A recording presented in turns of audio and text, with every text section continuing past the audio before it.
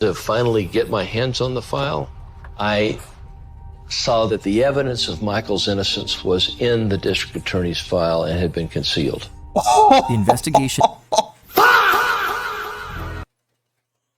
Yo, so they had a file of him being innocent and they concealed it? Nah. King gotta line it up and John gotta line it up for sure. Listen, I might be tweaking, right? I put this video on the screen. I left to get a water, which is right here, right? And then I came back and my screen was looking like this. I said, oh my gosh, I did something. Yo, y'all don't understand. Y'all was here for like 10 minutes. I'm like, I was so scared to touch my screen. I'm like, yo, cause I definitely bumped this joint when I got up. I bumped it and my monitor hit against the wall. So when I hit it, I was like, oh, what was that? I'm like, that knocked something over? I'm like, nah, I came back and this is what I seen on my screen though, yo. Bro, I thought I broke my monitor. I was literally about to cry. Y'all ain't gonna lie. Because y'all don't understand.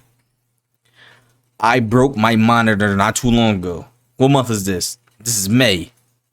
Around like March of last year.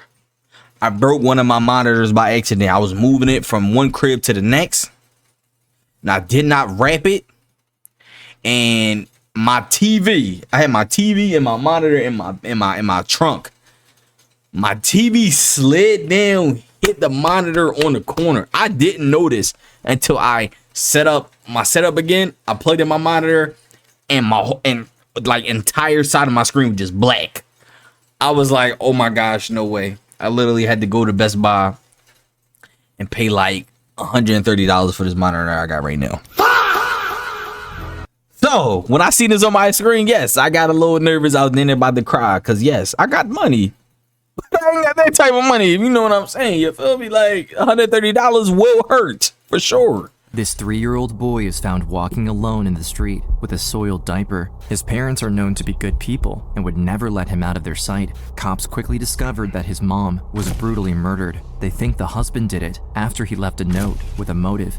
He's sentenced to life in prison. Wow. The problem is, the husband is innocent, and worse yet, the cops know about it and have been hiding it for 25 years. But no one could have imagined that the truth would finally come from the only person who saw the real killer. The 3-year-old boy who lost both his parents. He will come back to take down his mother's killer and to save his own father. I didn't do this. I'm sorry, what? I did not do this. North Austin, Texas. Oh, this August shit like a 13, movie, yo. Hold on. 1986. Early that morning, a man finds a 3-year-old boy wandering alone outside the Morton residence at 911 Hazelhurst Drive. When the man walks the boy back inside, he calls out for his mother, Christine, but gets no answer. After searching through the house, the neighbor heads to the master bedroom and stumbles upon a horrific scene. When Sheriff Jim Boutwell from Williamson County is called to the location, he finds Christine's body hidden under a blanket, covered with a blue suitcase and a wicker basket. Upon removing the items, he sees Christine is no longer recognizable. She has been killed with a large, blunt object. Damn! After searching the rest of the house, he can see no signs of forced entry, no sign that anything has been stolen. It's determined that Christine was not sexually assaulted, which has investigators puzzled, until they find a note left on the dresser. It's written by Christine's husband, Michael. Later that day, Michael leaves work to go pick up his son at the daycare, but finds little Eric was never brought in. He calls home to ask his wife what happened. To his surprise, it's Sheriff Boutwell who answers the phone. He says nothing to Michael about what happened and asks him to come home at once. When Sheriff Boutwell told me that Chris was dead, I asked if it was murder. He said yes.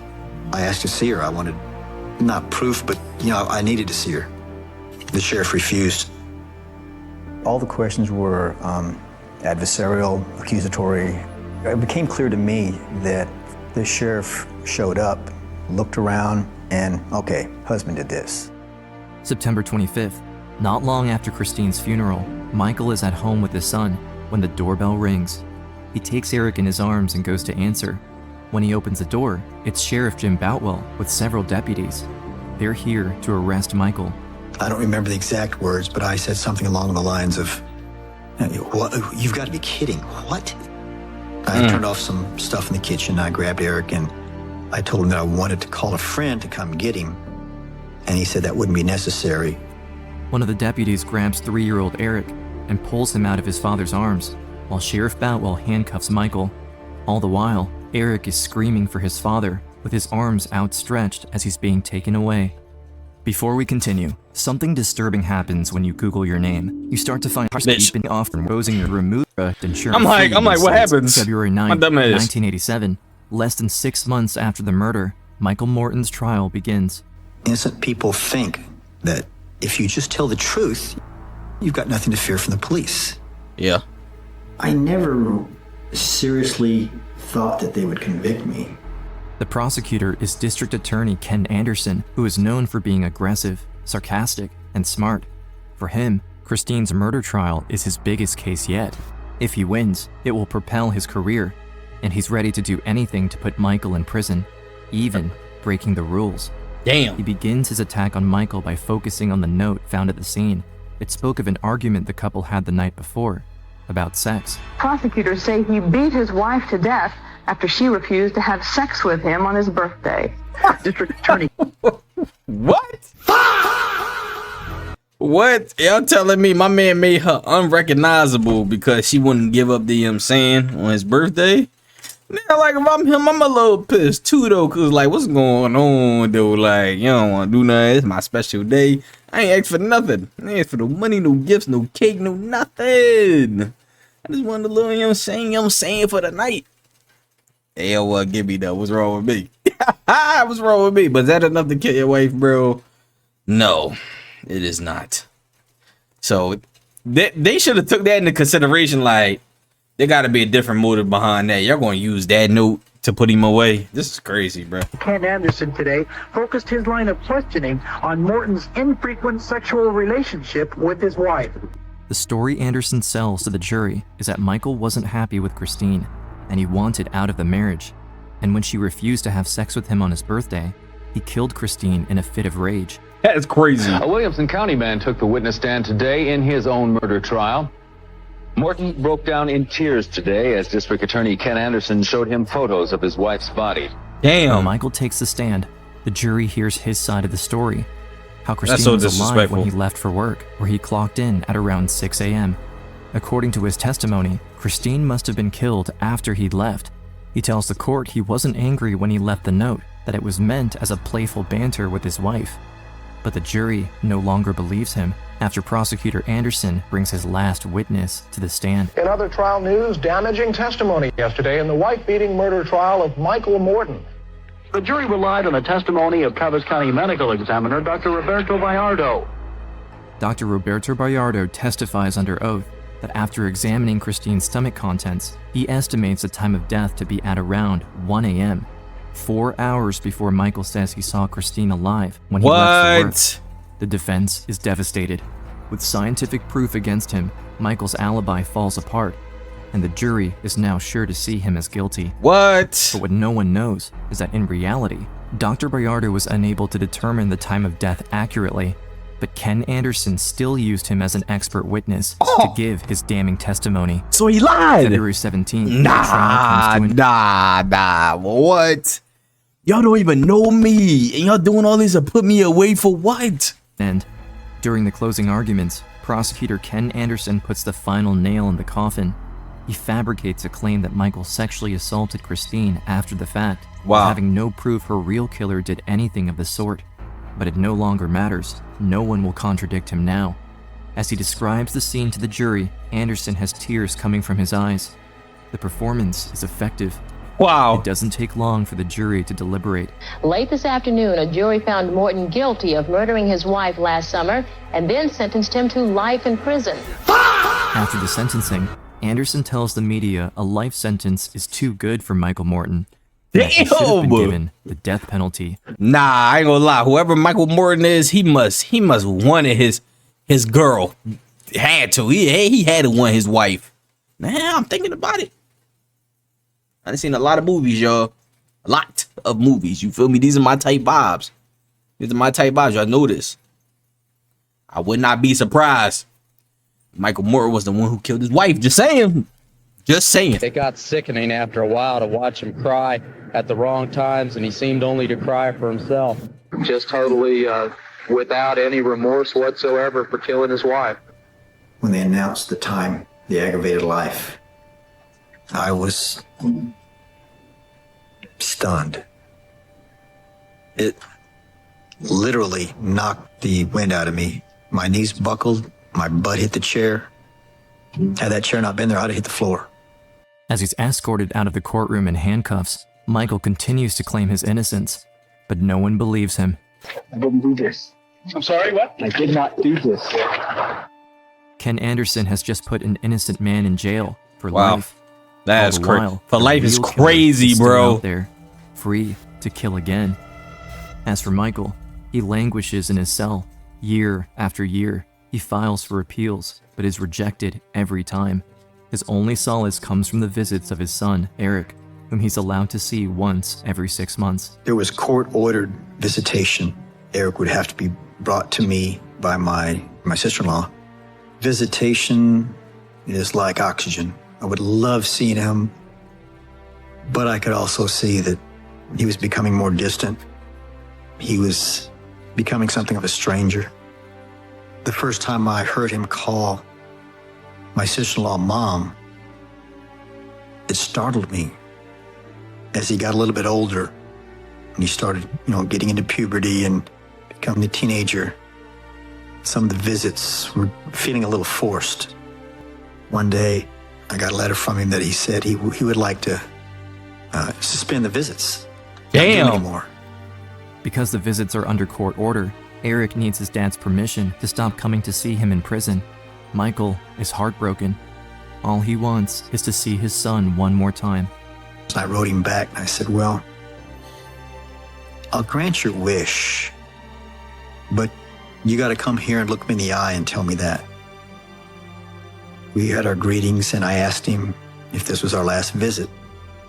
And he wouldn't look me in the eye, but he looked at the floor and told me that, yeah, this last one.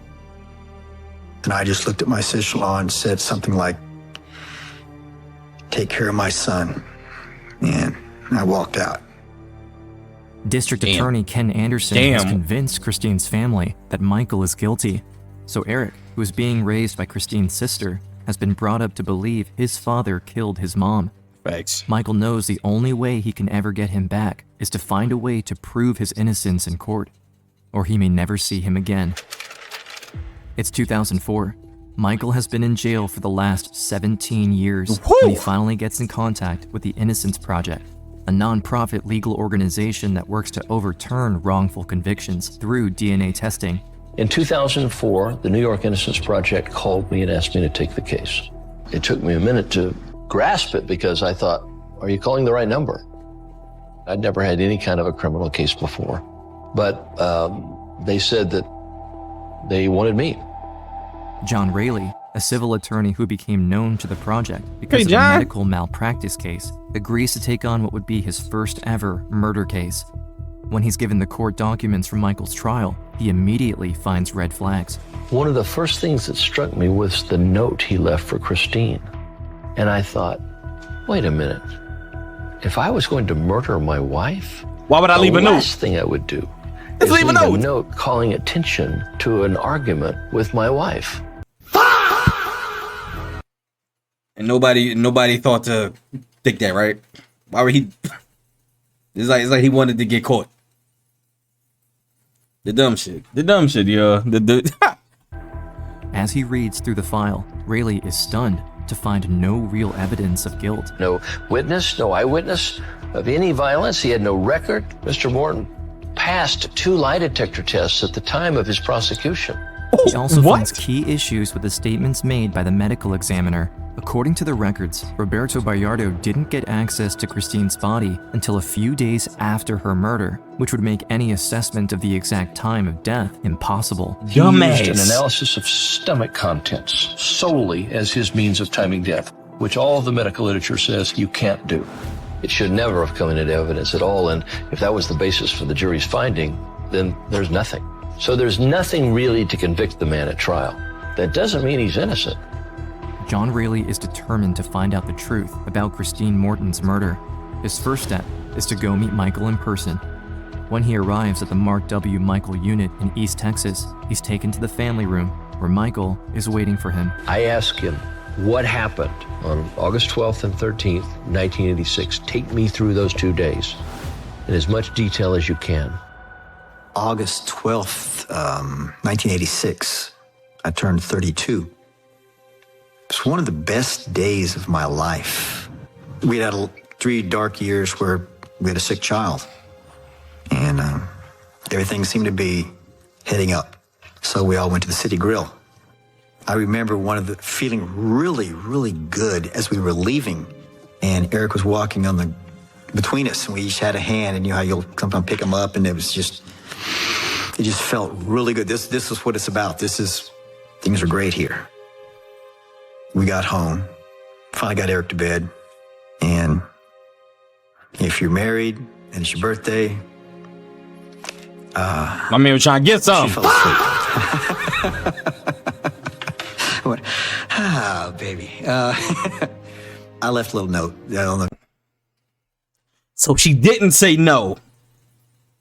She didn't say no. This whole time, I'm just thought she said no. I mean, that's probably why they think that he did that. Because she probably said no.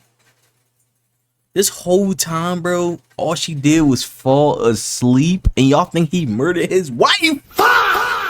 Like there's not tomorrow. Like there's not the next day. Like there's not the next day after that one.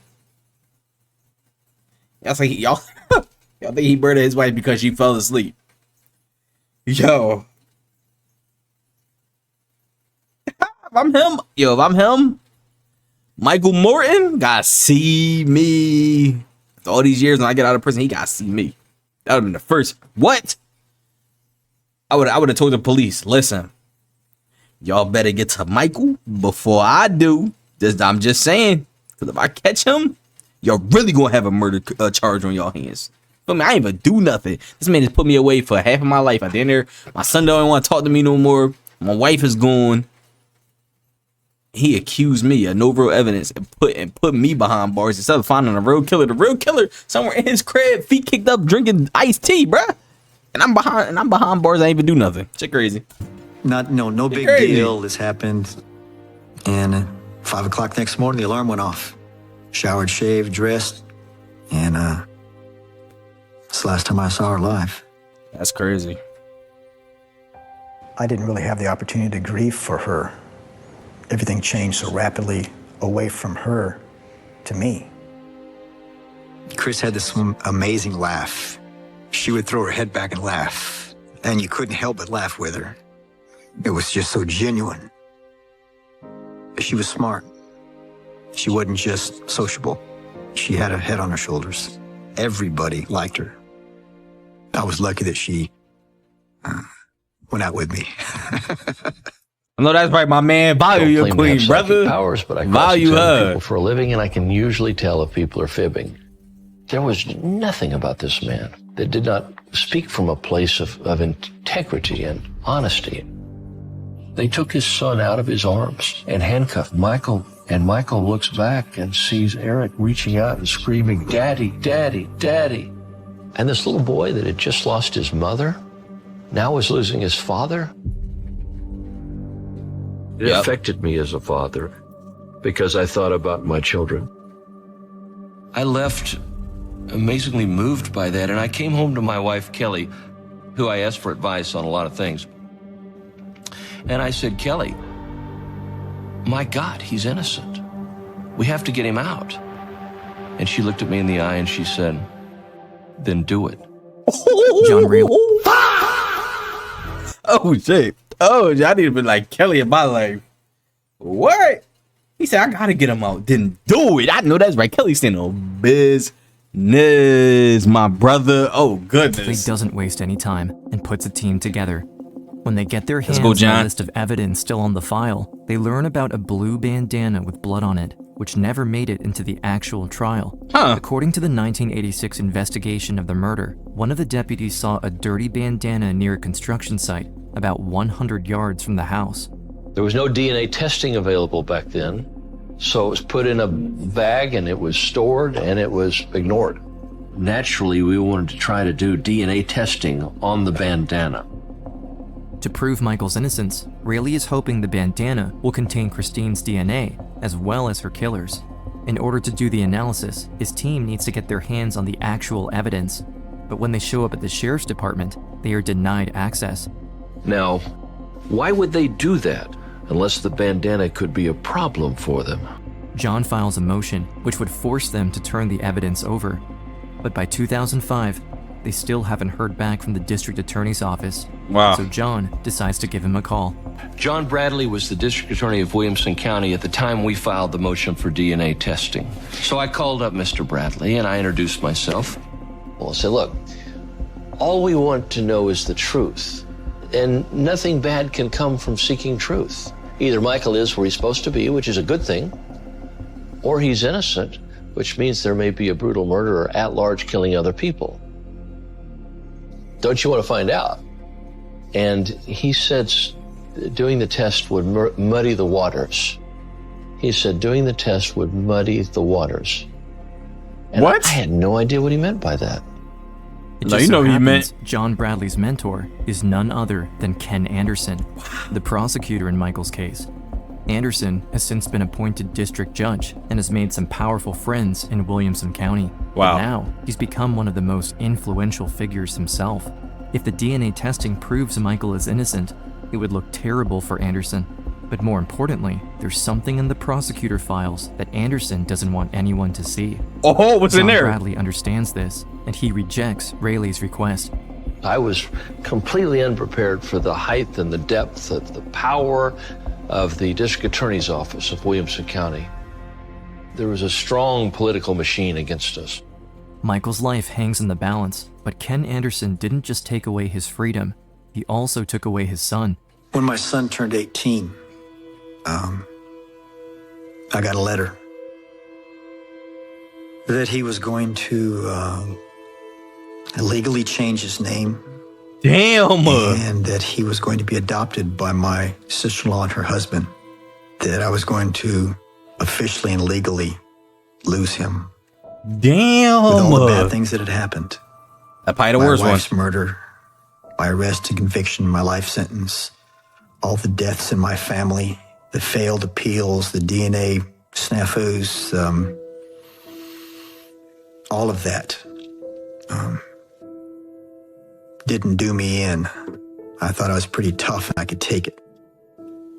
But when I lost him,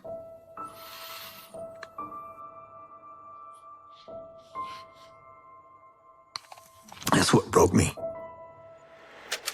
Shaking my head. March 7th, 2008, Michael Morton. Over 3 Guess years I'm coming for you, after brother. he filed his motion, John Rayleigh has his first hearing in the case. Or Ken He tells the Anderson. judge I said about Michael the Morton. bandana with blood Ken on it, Anderson. that I it keep was calling him never Michael. subjected That's to his DNA name. testing. He also says the state has been blocking their efforts since day one. He hopes the judge will force them to hand over the evidence, but he has no idea that District Attorney John Bradley has already arranged for the judge to reject his request, and his battle was lost before it began.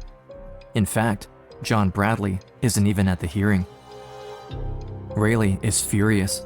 Right away, he gets in his car and heads off to go see Bradley at his office, which is in Georgetown, nearly 200 miles away. Damn!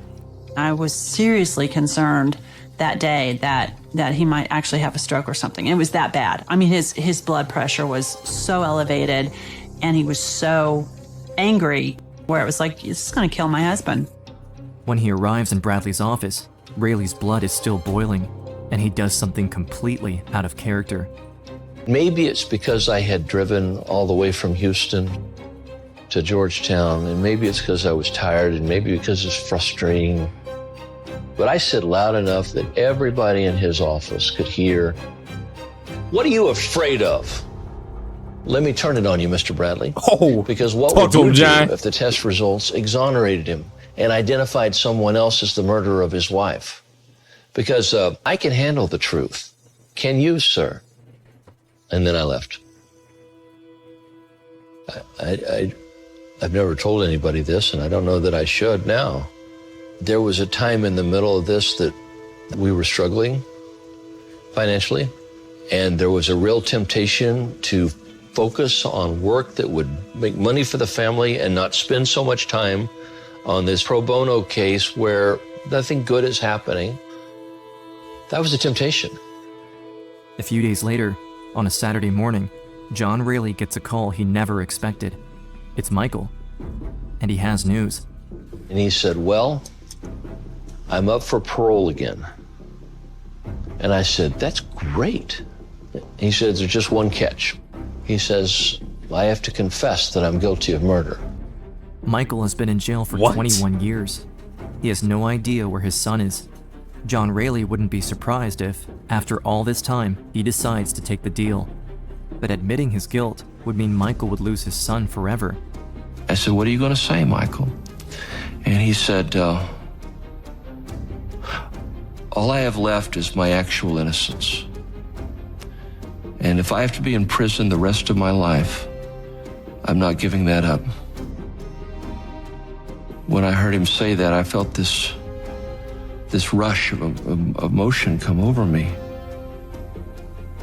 And I said, Michael, I promise you I will never quit.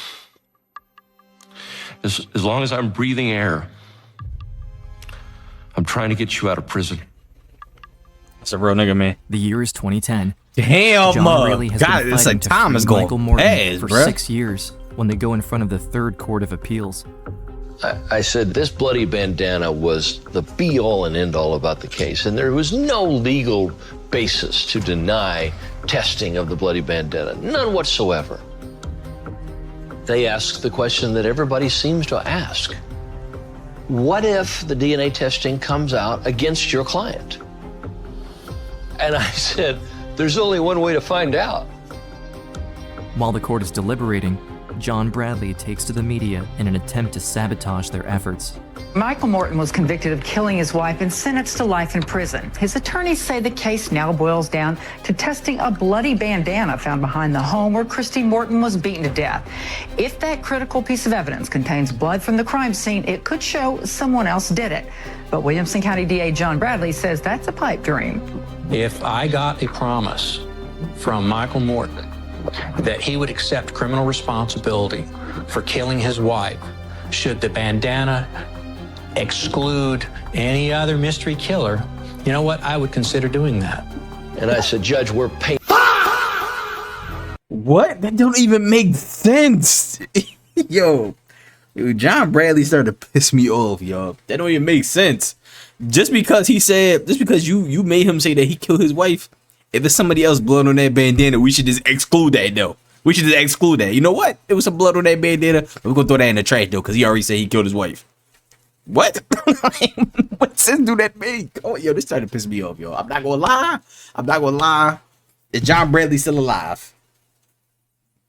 John Bradley. We better look this up together, y'all. We better look this up together. Is he still alive?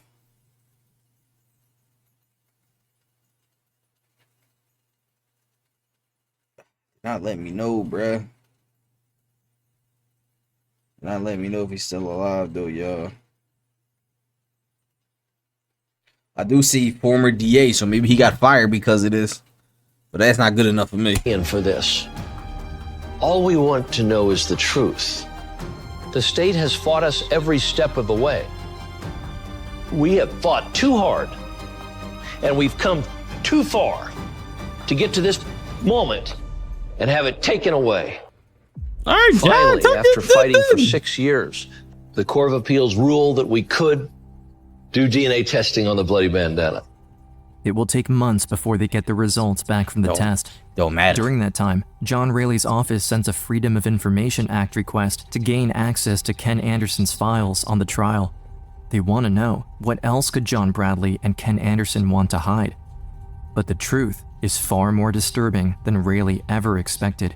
When I was able to finally get my hands on the file, I saw that the evidence of Michael's innocence was in the district attorney's file and had been concealed. The investigation... Yo, so they had a file of him being innocent and they concealed it? Nah. Ken gotta line it up and John gotta line it up for sure. Turn the cameras away. One of them Joes. Turn the cameras away. I might have got rearrested because of the pause that I would have put on these motherfuckers in that courtroom. Probably would have got rearrested, yo. Cause ain't no way. This man been in jail for 25 plus years, bro, over something he didn't commit. And in them files was his innocence. That is yo. John, you're a better man than me. I mean, not John, Michael, you're a better man than me. Michael should never have been the prime suspect. There was a footprint in the mud behind the home that no one had ever done a plaster cast of. Dumbasses. There were strange fingerprints on the sliding glass door, but no one had ever run those prints. There was a sighting of a strange man in a large van in the days before the murder in the same area where the blue bandana was found, and the man was seen walking into the woods behind Christine and Michael's house. Another piece of evidence that was concealed, and this is crucial and absolutely heartbreaking. Eric talked to his maternal grandmother, Christine's mother, on the day of Christine's funeral. Rita, Christine's mother, wrote verbatim what Eric told her. This was their conversation. Mommy's crying. She stop it. Go away. Why is she crying? 'Cause the monster's here. What's he doing? He hit Mommy. Is Mommy still crying? No, Mommy stop. The monster threw a blue suitcase on the bed. He's mad. Did the monster hurt Mommy? Yes. Mommy go to the hospital. Was he big? Yeah. Where did he leave? The door. Which door, Eric? Front door. Then, Eric's grandmother asked him the most crucial question. Where was Daddy, Eric? Was Daddy there? No, Mommy and Eric was there. This information was concealed for 25 years. It was withheld from the defense, from the court, and from the jury. Ken Anderson knew that Michael was innocent, but he still sent him to prison for life and let the monster who killed his wife go free to kill again. Wow. Christine's mother, Rita, was later told by detectives that the man 3-year-old Eric called the monster was probably his dad. He just didn't recognize him. Wow. As for Eric, he was so young when he witnessed his mother's murder that he no longer remembered. June 2011. Michael has been in jail for 25 years. It's been months since the evidence has been sent in for DNA testing, and still no news. There's a chance the bandana is a dead end, and they don't find what they're looking for. Still, Michael hopes. Until one day, he's called to the family room where John Rayleigh is waiting for him, with a smile on his face. Uh-oh. The DNA testing showed that the bandana with blood on it did contain Christine's DNA, along with the DNA of a man that was not Michael. Then, the team ran the DNA results through the database to see if it matched one of the millions of profiles already in the system. And they got a direct hit on a man with a known record of felonies in 3 states, including breaking and entering residences and assault with intent to murder. And his name is Mark Allen Norwood. Norwood had escaped detection for the last 25 years, and Rayleigh was convinced Christine was not his only victim. While searching through cold cases in Travis County, his team stumbled upon a victim whose murder looked a lot like Christine Morton's. The woman's name was Deborah Jan Baker, and she was killed a couple years after Christine, exactly the same way. They both had been killed by a large, blunt tool. Both had household objects piled over their bodies. Neither had been sexually assaulted. What's worse, both women lived within 10 miles of each other. Wow. And yet, investigators had never connected the 2 crimes. Dumbasses. After looking up Norwood's address at the time of both murders, Rayleigh found out that his house was only 1 street corner away from Deborah's house.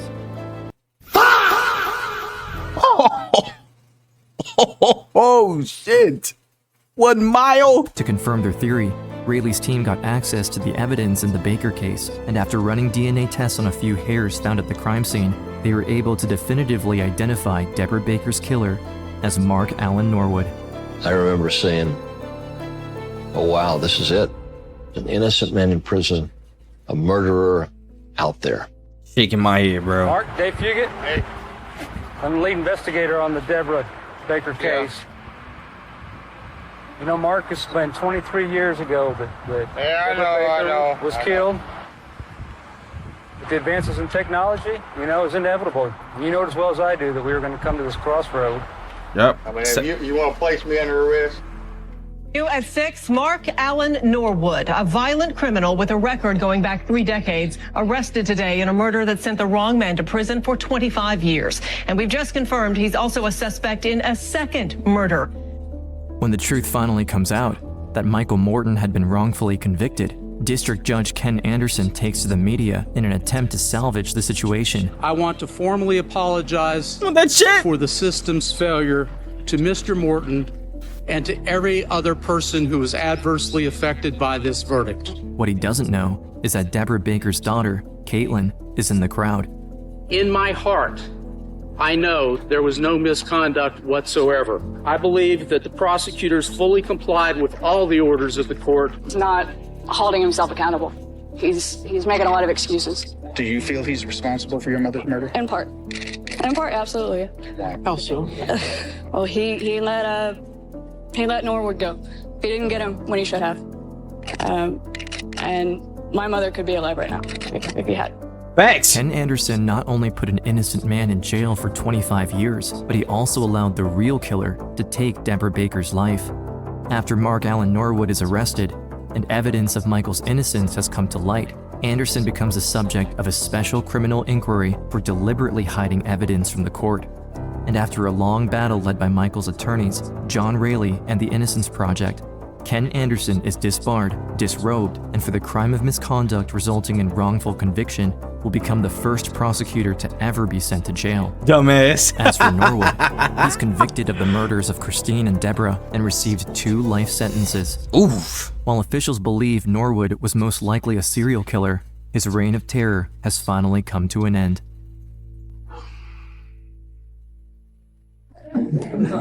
It was somewhat chaotic. There was a procession, cameras were everywhere, people, I didn't know which way we were going. Fortunately, the sun was beaming down right there. It was this beautiful kind of fall day. The sun felt so good on my face. Kind of like George Bush a little bit, don't he? Like of getting a suntan or something, trying to just drink it in.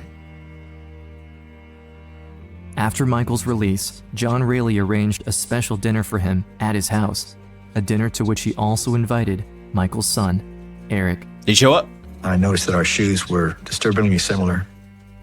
We both had on new blue jeans. The way we held our heads, our gaits as we walked were eerily similar. And the jeans are there. We shook hands immediately, but that morphed into a hug. It was like this melding. We just came back, just natural as that. Shout out John, man. He done got the family back together. And Michael said, son. And Eric said, Dad. And I think just for a second, I got a glimpse of what heaven must be like.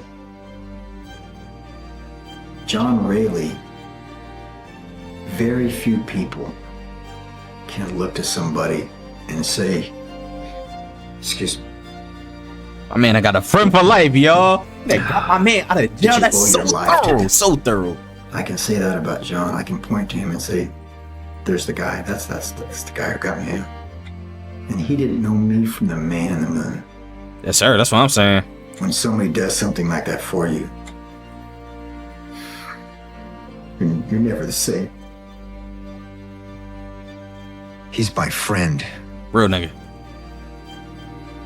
And he's my brother. Now, real nigga, man. Everything is different for me. The conundrums of life, the philosophical paradoxes, the metaphysical problems, I feel like I get it now. I understand suffering and unfairness. I can't think of anything better to receive than that. I'm good with this. This world, what's happened to me, where I'm going, what I'm doing. No matter what sort of travail you go through, that experience is what makes you who you are. I wouldn't be where I am now if I hadn't been broken. Talk your shit, Michael. Life is good now. I bet it is. I bet it is. Yeah. I hope I hope that attorney will rot in jail, bruh. Rot in there, you piece of. Ooh. Nah, bruh. Y'all lucky. Oh, he lucky that wasn't me, boy. I'd have been in that. What? Soon as I came out and I would have seen he right there, they would have, they would have had to not put us in the same room. But if it was, you feel me? Told you I would have got a case. I'm like, judge, just give me a year right now. I did 25. I gotta do another one. Come on, bro. Knock his ass out for sure. Stomped him out, and I would have wore Tim's that day too. What? Tim logo would have been on his front forehead. Yo, I'm sorry, yo. I couldn't do it. I could not do it. 25 years of my life wasted. You had my innocence in that file and you ignored it. Gang. I know somebody gotta say something to me. This case makes me sick. They didn't even try to investigate this murder. That's what I'm saying. How this man spent all that time in prison and remains such a humble, kind, genuine person. Because he just know he didn't do it at the end of the day. You feel me? What he said? He said, I ain't got nothing no more. He said, the only thing I got is my innocence. I'm not letting him take that. Real nigga, man. Shout out Michael, man. Hopefully you living life. Hopefully you're still alive. Feel me? So yeah. Love y'all. Appreciate y'all, boys. Catch y'all next one. Yo.